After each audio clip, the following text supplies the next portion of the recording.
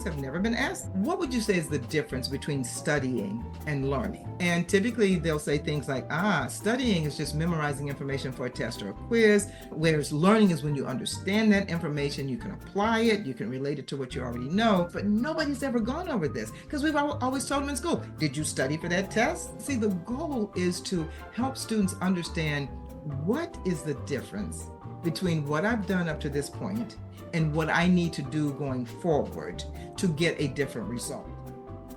Have you ever talked to students about study skills? Did they lean in with unbridled enthusiasm, or did your intuition suggest this might not be the right approach? Dr. Saundra McGuire, author, educator, and expert on student learning, has some helpful guidance for us.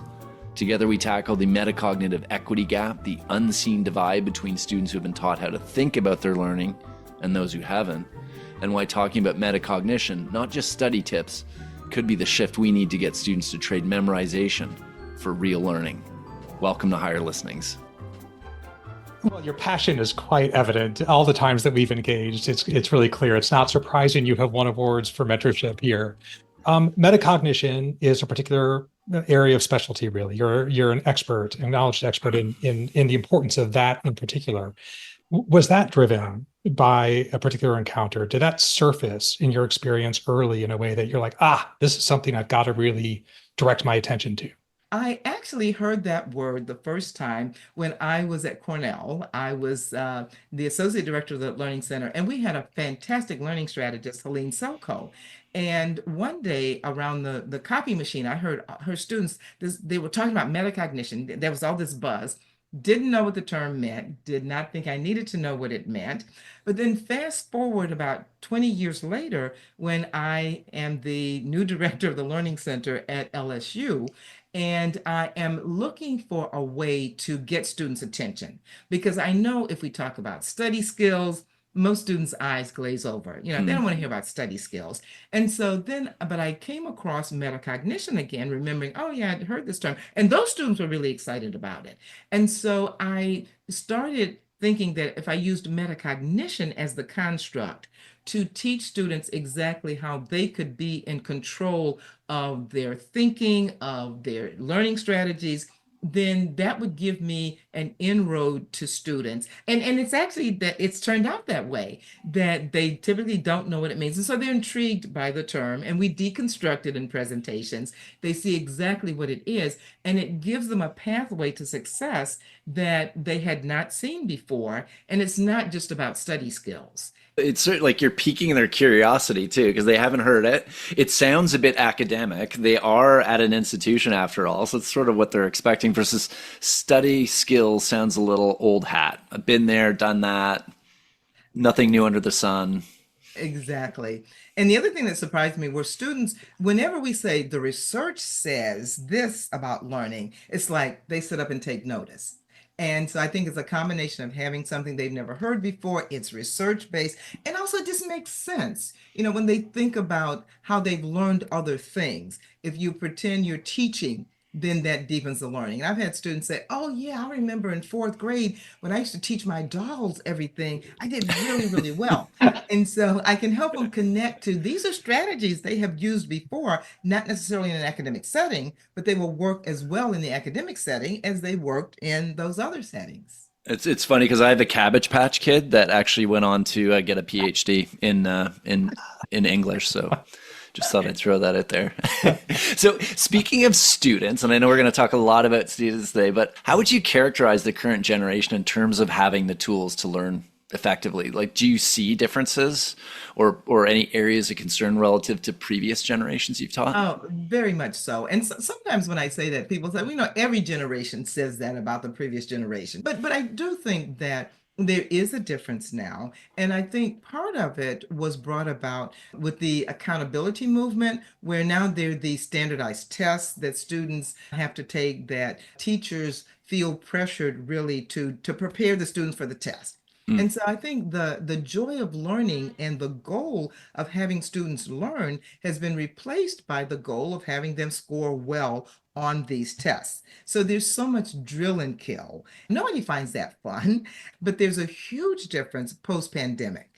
Because during the pandemic, and I think rightly so, there was really a relaxing of what students were required to do. I'll never forget, I was doing a National Science Foundation site visit, and one of the faculty members there, her daughter had called her, and she said that her daughter told her, Mom, we don't even know how to take a test without cheating, because that's just what they did. Oh my. And so, yeah, so I think that these students have absolutely no confidence that they can master the material, which is why I think there's so much cheating. But again, these are skills that we can teach students, because to me, it's all about a paradigm shift where they understand what learning is, because they don't have a clue. It's always been just memorizing and regurgitating information. Showing them Bloom's taxonomy so that they see that memorizing is very different from understanding, which is different from applying. And the idea is to be able to get to the point where you can come up with your own theories, your own ideas. You can create, but nobody's ever shown them this before. And I get excited to see how excited they get to know that all of this is there, but nobody ever shared it with them before. I want to go in so many directions here. Yeah. So let me just draw out the equity issue. You pointed to the digital divide essentially, which is really one form inequity takes, but you have really been trying to champion and solve this metacognitive equity gap. So can you talk about that? What is the metacognitive equity gap? Okay, yeah, that's a term that I coined back in the summer of 2020 after George Floyd was murdered. And there was so much talk about equity around the country, really around the world. And so I started thinking about the difference between students who do well and who don't, because we talk about achievement gap all the time.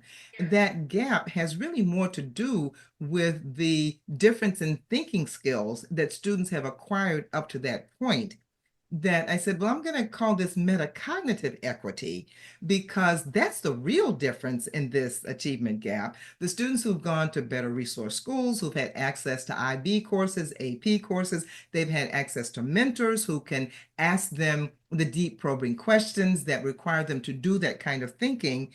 Their thinking strategies are very different than students who've only had to memorize information, regurgitate information, have never been given the freedom to create knowledge and information. And so to me, that was where the gap was. And so I just called it a metacognitive equity gap. And I do sessions on that. And I talk about how to close that gap. I'll give you a quick example of that. So many students don't do well on, let's say, papers or projects, because they've never seen what an outstanding project looks like. And so rubrics will help with some of that. But I say showing students examples and not even telling them, this is a good project, this is a poor project, but give them the rubric and give them three, maybe an outstanding one, a mediocre one, and a poor one, and ask them to use the rubric and evaluate and indicate which is which, because now students are going to see what goes into something that's outstanding. As faculty, what's the first thing we want to see when we're about to write a proposal? We want to see some, Yeah. we want to Yeah, see yeah. some proposals that have gotten funded. And so, and then once we see that, we kind of know the direction to go in. But so often we don't give students that information, and we just assume that if they're not succeeding, it's because they can't, as opposed to recognizing that nobody's ever shown them what an outstanding one is and how to get there, and they can do it. And it helps maybe even not just to see something outstanding, but something that's mediocre or problematic in ways that, from experience, I know students are likely to deliver without that kind of guidance, right? So it's not Yeah. just excellence, but also the contrast. Yeah, so I like to give them the spectrum so that they know what to shoot for, because if they never see the outstanding one, then they don't know what to shoot for. If they don't see the mediocre one or the very poor one, which is probably what they've been producing in the past, then they don't make that connection that this is where I've been, but this is where I can go. So you talk a fair bit about growth mindset, and I wonder if you could share a little bit about why that's important for the instructor in terms of their perception of students, and also how do they actually model that for students Okay. as well, so that they can try to overcome that negative self-talk that so many of us deal with.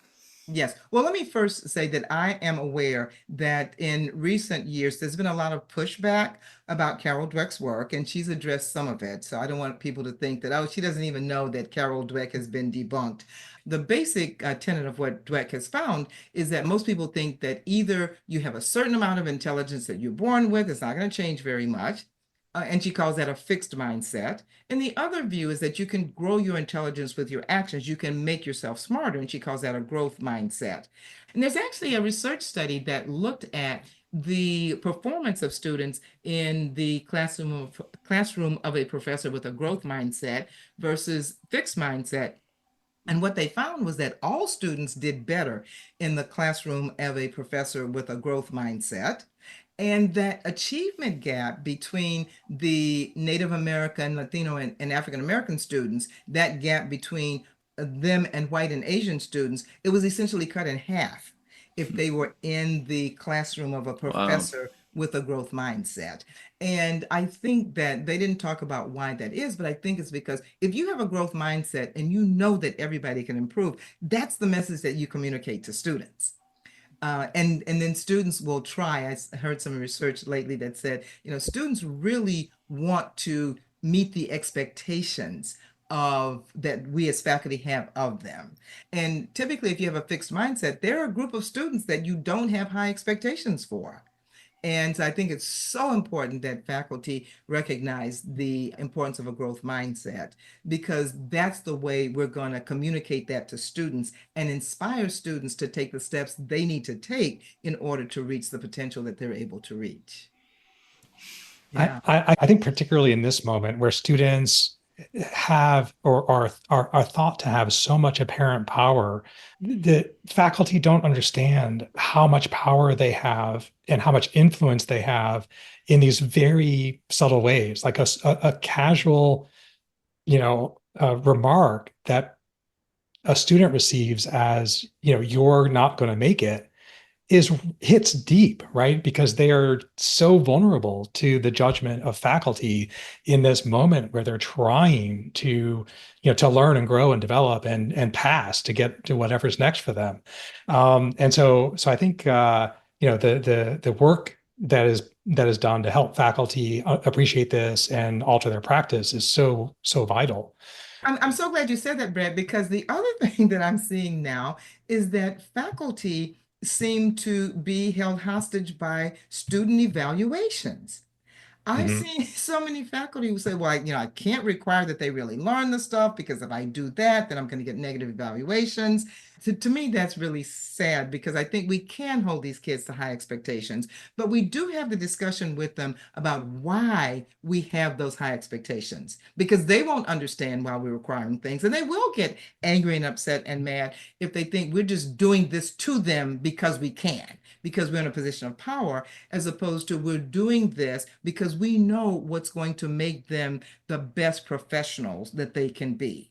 Absolutely. So, so in your work with faculty, the growth mindset is one that you've mentioned. That faculty sometimes come in thinking you either have it or you don't, and that needs some attention and correction. Are there some myths that you have found that you regularly encounter in your work with faculty that you might want to surface in this conversation? Some other things that are contrary to what we know about how people learn that you find widespread belief around that we might characterize as a myth. I think one thing that a widely held belief is that it's going to take too much time for me to teach students how to do this. But there was a biology professor who she now spends quite a bit of time on this. And I asked her, I said, well, how do you find time to do this? And she said, well, I don't find time to do it. I make time to do it. And she said, because I now realize that it is much more important for us not to just cover information, but to uncover the learning strategies that students need. Because 3 years from now, the information is going to be different, but their ability to process information and learn, that's what's going to benefit them later on. I spoke with an instructor of psychology who used to devote the first week of class to reviewing the research on effective study habits and then providing examples and guidance to students. So I would have thought like giving them the tools to be successful at the very beginning would be a good idea, at least in principle, but it didn't land. So she decided to introduce this after the first midterm, I think it was, which for a lot of first year students serves as a wake up call, as you said. So I know it did for me. When I had my first midterm. So her students were a lot more responsive. So do you have any guidance on when or how to have Oh, these conversations about learning yes. strategies with students? Absolutely. See, the problem with doing it at the beginning, when you talk about these study strategies, the students don't think that you're talking to them. You're talking to all the other dummies in the room who might need this information, but they don't need this information. They came with their A's in their back pocket. What they've always done has always worked. And so they're not attuned to that at all. But it is after that first test where they get the wake up call. I used to give my first test or quiz, 3 or 4 weeks in when I thought I'd had enough stuff to cover to put on there. But now I realize it's got to be much earlier because when students realize that they've not been doing it correctly, they got to start over at the beginning of the course because now they know they haven't learned that information. And the smaller that gap is from the beginning of the semester to when they learn that they've got to do something different, then that makes all the difference in the world. There's an awful lot of advice out there and a lot of pressure on faculty to evolve their practice. It can be overwhelming. So is there just, one or two strategies that you would recommend prioritizing for educators who really want to evolve their practice and help their students be more successful? My approach actually is very different than most faculty developers, and I say this all the time. I never tell faculty you need to change your approach. And the reason I don't do that is because I know that most faculty are not interested in changing their approach. So my approach instead is how do I teach faculty what to teach students that students have to do in order to increase their learning?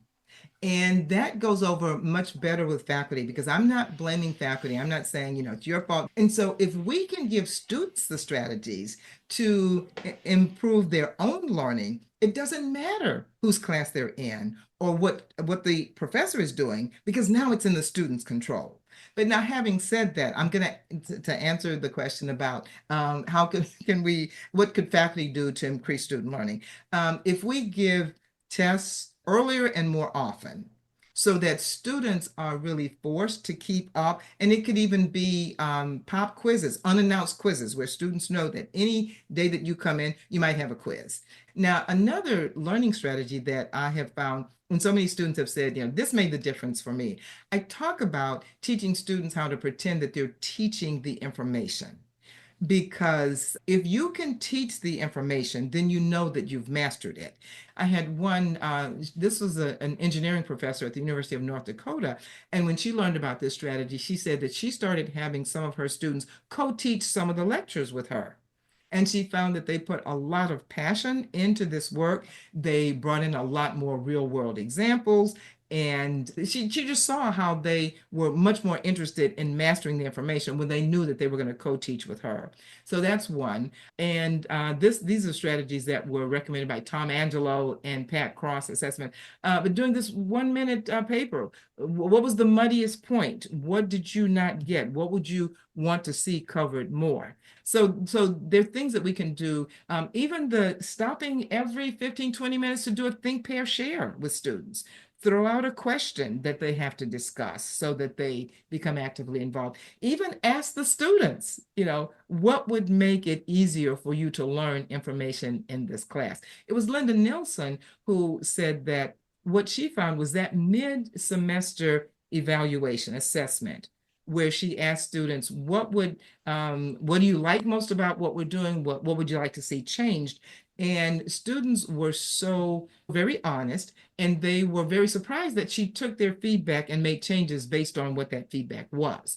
And I think that's another part of motivation. When students know that we really care about them as individuals, we care about their learning, they will do things that they would not do otherwise.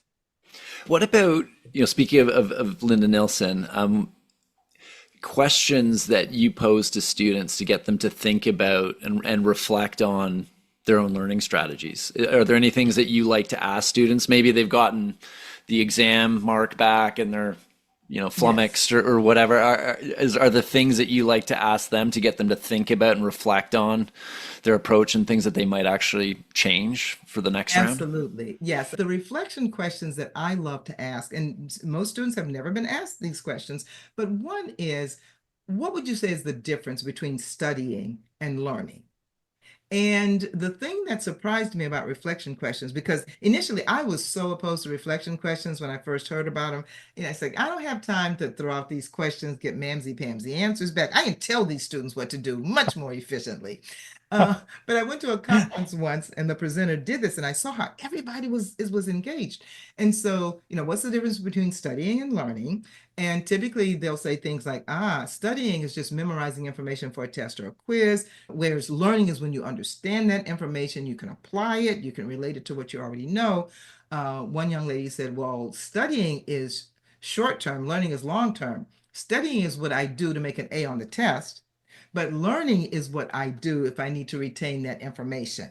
And so then they see there's a difference, but nobody's ever gone over this because we've always told them in school, did you study for that test? Because see, the goal is to help students understand what is the difference between what I've done up to this point and what I need to do going forward to get a different result. And unless we ask those questions to help them identify this gap, then they're not going to see it. So that's one. And then the other one is if you knew you had to make an A on the next test, or if you knew you had to teach the material on this next test to the class. And of course, 90% of them say, oh, if I had to teach the material. Well, why would you work hard if you had to teach the material? They'll say, well, I really have to know it if I have to teach it. And faculty laugh at this. It's like, well, didn't they know they had to really know it if they make an A on the test?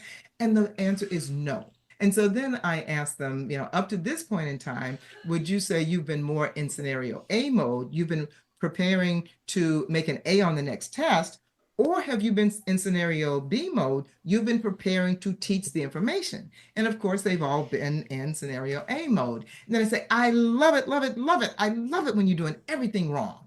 Because that means when you start to change things, you're going to see a difference. If you told me you were already doing everything that I'm going to suggest, then, where do we go from there? And the other thing, I never want students to feel bad about anything they've done in the past because they didn't know that they were supposed to do anything different.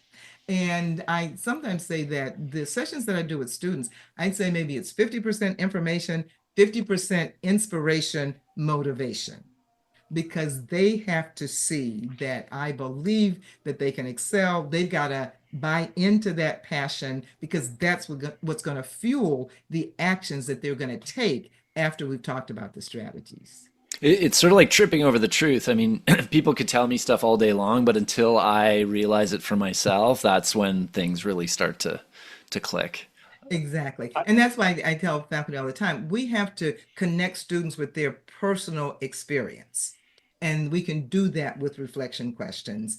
I do get chills when you talk about this stuff. I mean, it is opening up a reality that is completely unknown to them. I mean, metacognition, the way you get them with these simple questions to think about the act of learning in a way that is unknown to them is revelatory, right? So the students, that's why there's so much impact here because they are utterly transformed by the recognition that they have an ownership over their development through these mechanisms, through teaching their roommate what they're learning or their goldfish or whatever, that they can actually start to think about different levels of learning with Bloom's taxonomy, right? It just opens up a world to them to really be much more intentional as a learner than they were equipped to be without this kind of information. So what I'm hearing really that faculty can do as simple steps is move toward frequent low stakes assessments, encourage students to teach the material before they come in for an exam. And when they have the opportunity to ask them these kinds of questions to get them to think in these ways. I'll add one more to that, and that is from day one, communicate the message that I know that everyone in this class can excel. And we're going to work together as a team to make that happen. I'm going to do my part, but I need you to do your part because I know that everyone can excel. And when I was speaking at Henry Ford College a few weeks ago, there was a person who taught economics. And so I also talk about, that first week, giving students an experience that really lets them know that they can excel in the course. And so I asked him what he did. And so he said that he gives his first quiz very early. And typically it's not trivial, but it's not super difficult. So the average typically is about 80. And so then he demonstrates to students. He said, see, we can do this as a class. We got 80 on this. And he said he can just see students' confidence rising. And there's research that shows that the most important determinant of what someone will do is whether or not they think they can be successful if they do it. I knew we were going to need 3 hours for this conversation. I just find your work so important and so energizing. So it's been a real pleasure having a chance to talk with you again. Brad, I don't think anybody's ever told me that they got chills based on what I'm saying. So yeah, and you're right. It is transformational for students. And I just get a charge every time I see a student who's come in the office slumped over and they're sitting up, they're walking out. Let's do this. Love it. Love it. Brad and I both love it. Yeah, we do. And I love you. Yeah, we love you too, Dr. McGuire. This has been so much fun and so insightful. And I love just the note of optimism I think you bring to this conversation. It's a growth mindset, debunked or not, on full display. Thanks so much. Big fun. If you want to keep the learning going, I would encourage you to pick up a copy of Dr. McGuire's Teach Students How to Learn, strategies you can incorporate into any course to improve student metacognition, study skills, and motivation. And for all the students out there who might be procrastinating by listening to this podcast, you should definitely check out Teach Yourself How to Learn, strategies you can use to ace any course at any level. Thanks for joining us, and we'll talk at you again soon. Higher Listenings is brought to you by Top Hat, the leader in student engagement solutions for higher education. When it comes to curating captivating learning experiences, we could all use a helping hand, right? With Top Hat, you can create dynamic presentations by incorporating polls, quizzes, and discussions to make your time with students more engaging. But it doesn't end there. Design your own interactive readings and assignments and include multimedia, video, knowledge checks, discussion prompts. The sky's the limit. Or simply choose from our catalog of fully customizable Top Hat e-texts and make them your own. The really neat part is how we're putting some AI magic up your sleeve. Top Hat Ace, our AI-powered teaching and learning assistant, makes it easy to create assessment questions with the click of a button, all based on the context of your course content. Plus, Ace gives student learning a boost with personalized AI-powered study support they can access anytime, any place. Learn more at tophat.com/podcast today.